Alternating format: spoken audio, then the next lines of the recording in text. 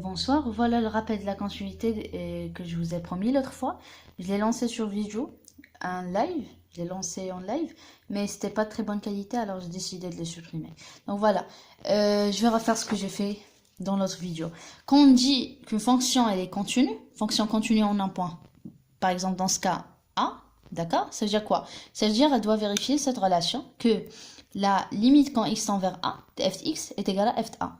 Par exemple, si vous avez comme question, limite, ou bien montrer que f est continu en 0, ça veut dire automatiquement vous devez calculer la limite quand x tend vers 0 de f de x et calculer aussi l'image par cette fonction de f de 0, pardon, d'accord? Et vous devez trouver la même chose pour dire qu'elle est continue.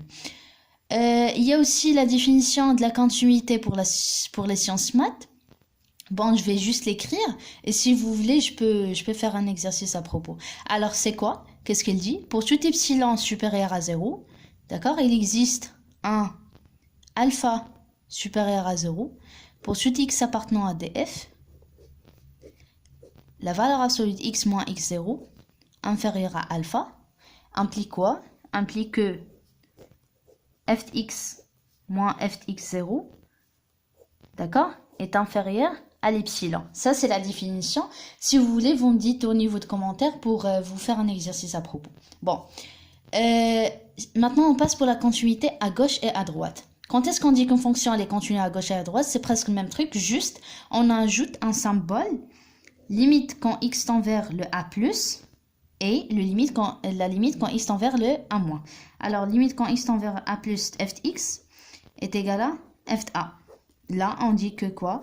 Que f est continu à droite. À droite en A. D'accord?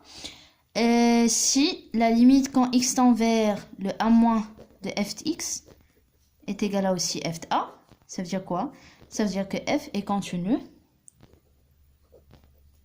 à gauche en A. Ça, c'est clair. Et pour déduire que f est continu en A tout entier, les deux conditions doivent être vérifiées. Autrement dit, je dois avoir que la limite quand x tend vers le a plus f de x est égale à la limite quand x tend vers le a moins de f de x, et les deux sont égales à f de a. Là, pour dire que f de x elle est continue en A. Voilà. Je vais m'arrêter jusqu'ici. Pour l'autre vidéo, on va parler de l'image d'un intervalle par une fonction continue. Bonne chance.